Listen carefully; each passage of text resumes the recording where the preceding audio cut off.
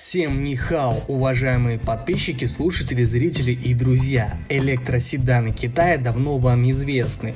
Но вот красивые модели и ровно настолько же качественные редкость. Сегодня на нашем столе обзоров как раз такая модель. Электрокар и красив внешне, и эргономичен внутренне. Да и по моторной части у него все в полном порядке. XPeng P5 – новенький электроседан, который мы сегодня и будем рассматривать. И сделаем мы это прямо сейчас. Кстати, на нашем канале уже есть обзоры на автомобили данной марки. Ссылку на самые популярные модели вы сейчас видите на экране. Китайский электромобиль XPeng P5 имеет следующие размеры. Длина 4808 мм, ширина 1840 мм, высота 1520 мм, колесная база 2768 мм. Привод передний. Передняя подвеска Макферсон, сзади торсионная балка.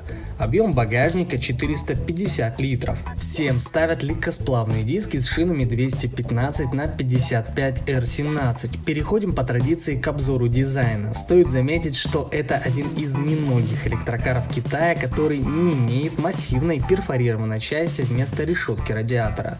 То есть он не показывает себя «смотри, я электрокар».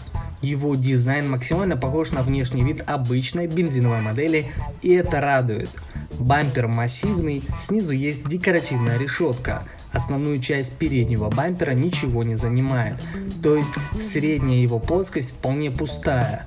Прилепить туда декоративную решетку радиатора и будет вполне стандартный кузов седана. В нижней части бампера расположились противотуманки. Сделано они в форме треугольников, что довольно креативно смотрится. Чуть выше базируются фары, выполненные в форме перевернутой единички. Соединены они декоративной вставкой с хромом и просто черным пластиком. Минимализм этой модели точно к лицу. Кстати, лючок с коннектором зарядки тут расположен не в задней части, а на левом переднем крыле, что вполне удобно. Боковая часть также выполнена в минимализме, и даже ручки дверей спрятаны в корпус. При необходимости они выдвигаются, и дверь можно комфортно открыть. Чуть ниже, к самому порогу, есть небольшой декоративный ложемент.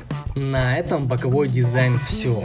Ну и традиционно задняя часть. И надо признать, что филеечка у данной модели что надо.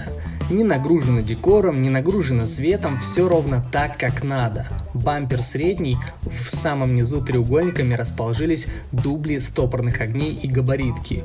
Выше аккуратные фары, и между ними прямо по крышке багажника, которая, кстати, тоже аккуратная, идет линия из светодиодов.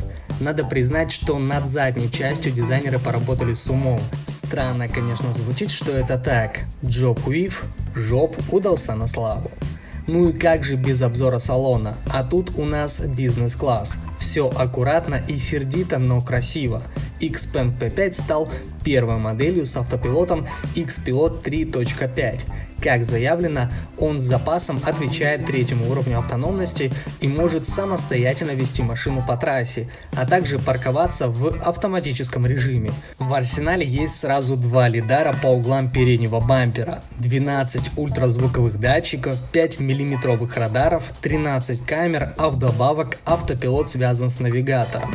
Но такой Xpilot 3.5 полагается только самым дорогим версиям. У средних вариантов упрощенный пилот Xpilot 3.0 без лидаров, а в базе просто адаптивный круиз-контроль.